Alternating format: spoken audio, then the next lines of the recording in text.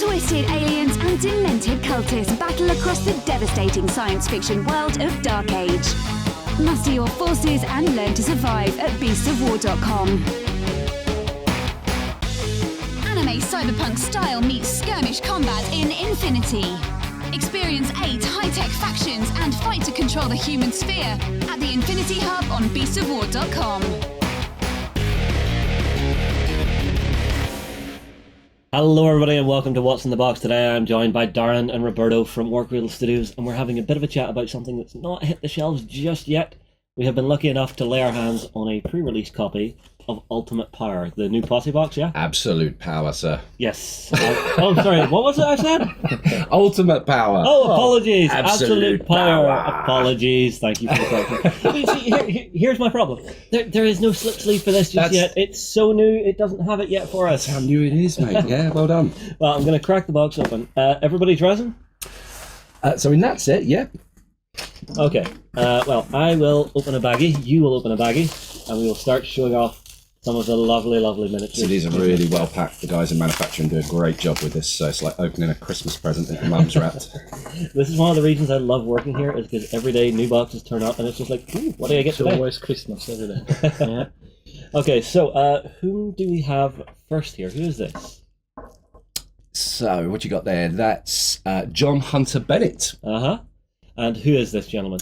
So he's one of the kind of Dark Council's men with inside the Union. Mm-hmm. So he's, as far as everyone else is concerned, he's your Union leader. He leads his men into battle, but he's been tasked with very specific goals by the Third Man. Ah. So he's kind of undercover and in amongst the Union. Mm. Now, rules-wise, what is he going to do on the tabletop? So tabletop, I mean, he's no slouch in his stats. He's tooled up to the nines, but one of the things that makes him really good is he's got the Dark Council rule. Mm-hmm. So when it comes to things that he can do there, he can drop a Hexalith onto the table. Ah. So anyone with the Dark Council trait gets one of the Hexaliths, which we'll have a. You want to have a look at one of those? Yeah, let's have a look at the unpainted version. You've brought some beautifully Yeah, painted stuff as we've well. got those as well. We'll get onto that in a second. Cool. So this is a Hexalith. What does this thing do? It's So- a rock. It is a rock, and it's covered with Essence of Hex. Ah, I see. So what that allows you to do in game terms, it does two things. So you can use it as a portal. Mm-hmm. Now, a lot of the Hex troops, especially Hex Beasts and so on, they're quite low on the grit. Mm-hmm. So if you're slogging across an entire table, you're going to get shot to pieces. So Yeah. using portals to jump from location to location yes. is really, really good for stealing an objective, so on. So yeah, that's Bennett. So he's absolutely wonderful. He's also got the quick draw rule. So once per activation, if he successfully hits with a shoot action, he can make a second shoot action at the same or a different target for 1 action point rather than 2. Ooh. So he's very efficient. Yeah, he's dangerous. All right, next up we have two folks here. Who are these?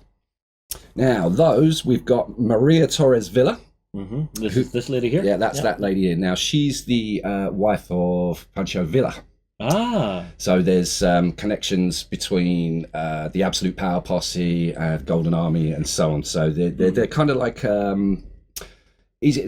almost like a summit meeting of characters that have been sent out to infiltrate different factions. I see. Now, one of the things that she does, she has the Portal Mastery. So she's got the technology in her glove, which is beautifully represented on the model.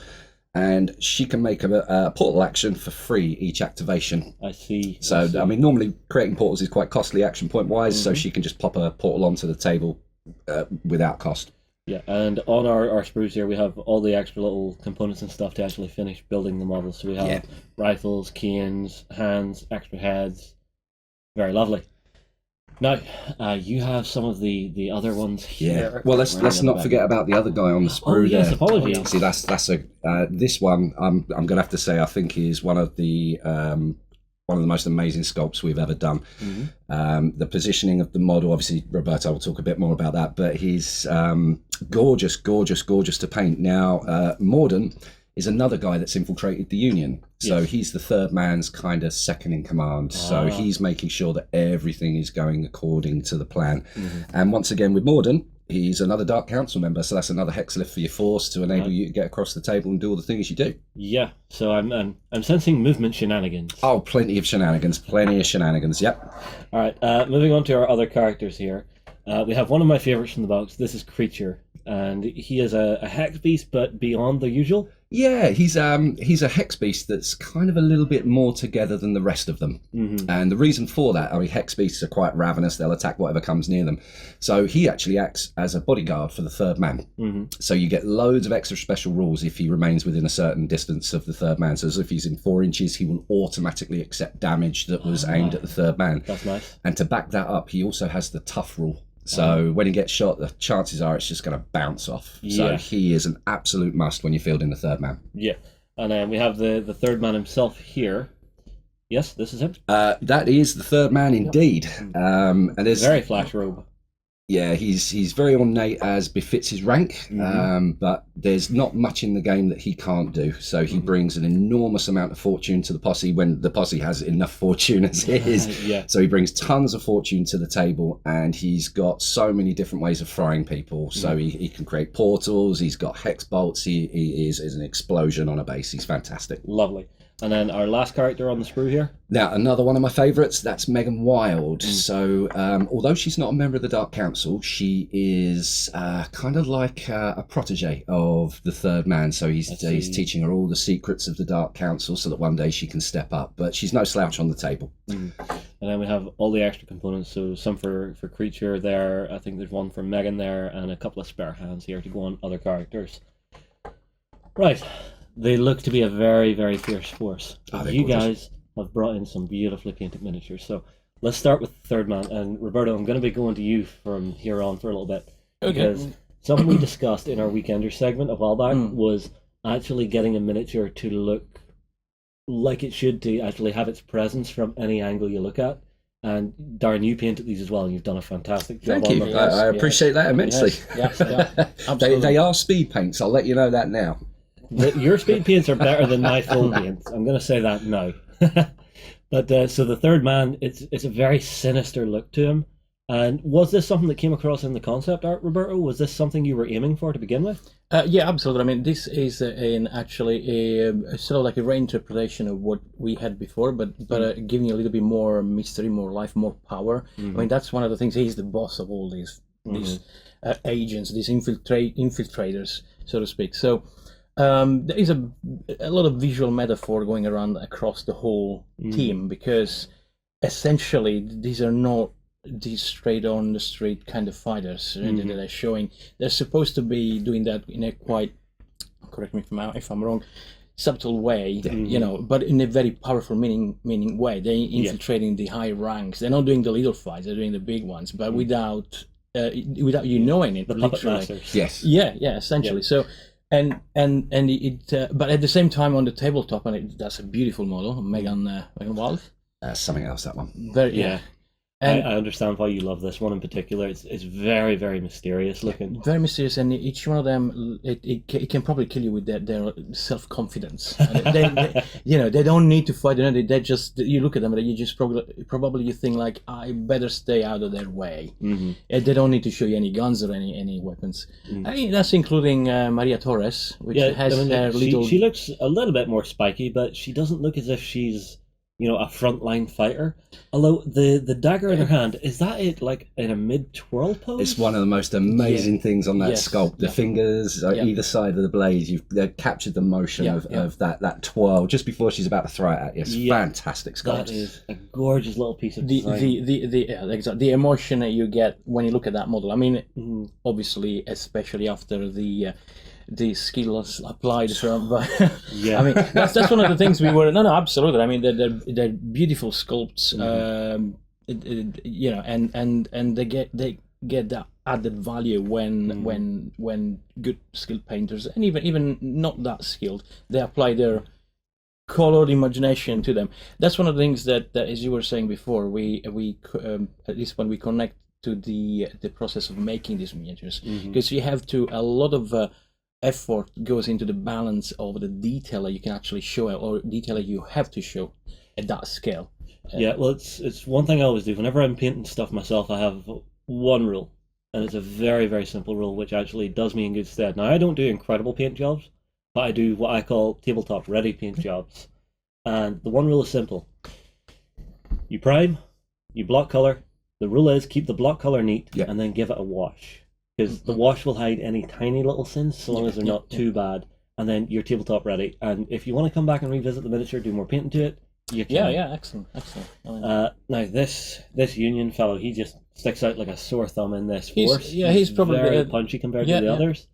But you can see he is really well fitted into hiding within the Union, just because he's got his armor and stuff. But there is a little bit of corruption mixed in there. Yeah, exactly. Yeah, I mean, you get a lot of diversity, but that's also to show the meaning of this posse, that they actually, to show how many different pies they've got their hands into. So there is a reason for their variety in their individual strong looks. And then if you love painting your glow effects, the Hexalith is a brilliant model to experiment on. I see that being the first of many to come, because it's got a lot of meaning behind it. It's got a lot of power. It sort of like extrudes from the ground and creates that bilateral exchange of power up, if you like, between the source and the hex beasts. Well, I mean, like during our games, we had a really funny moment where the third man was calling up a Hexalith from the ground, and there was a moment as if he just got a little distracted, so he was aiming here, and it just went. That's it, and it just pops up. That's it. Yeah, it's like, well, hang on a minute. The hex looks after itself. You can manipulate it, but you never have total control over it. Yeah, and then we have Kreechur himself. This is one of my favorites as well. It's cool. It's there, but it emanates so much emotional information just by being the way it is, and. Usually the guys that make less noise are the most dangerous. Yeah. Right. Well, I mean, like looking at the way this has been sculpted, having that evil glow effect, you can imagine him sort of hunkering down in an alleyway trying to cover up the glow effects and just waiting for the word to go, and then just seeing the damage and stuff. It looks as if this is an old cloak that has just been given to him, and he doesn't have the mind to actually change his clothes or actually blend in incredibly well. But there's just enough there to think, I'm going to blend in a little bit here. Absolutely fantastic set. One thing I will point out is the base inserts that you guys have on these are an extra that you would have to pick up, or are they something that you can pick up? Yeah, now those ones are on a plastic sprue. Oh, right. So you've got kind of your traditional wooden decking, and then you've got some desert effect ones as well, and it just gives the model a little bit more height. I mean, the bases are one of the things that first attracted me to Exodus was the bases anyway. Yeah. But it just gives them that little bit of extra height and show how awesome they are. Yeah. Now, is that a product that you can pick up separately? Is one thing I would have to wonder. So I would say check the website on that one for availability. Right. Oh, I'm guessing they go fast. Oh, they do. Yeah. All right. Well, that is Absolute Power, the new Posse box. It looks fantastic. We do have some games in the can of myself and Darren fighting with them. So if you're very curious as to see how they play out, keep your eyes peeled, and we will see you very soon. Go ahead and check out our other content on screen now, and be sure to check out beastsofwar.com for the latest gaming news and gaming let's plays. And while you're at it, why not hit subscribe and remember to ding our dong. Go on, you know you want to click it. Go on.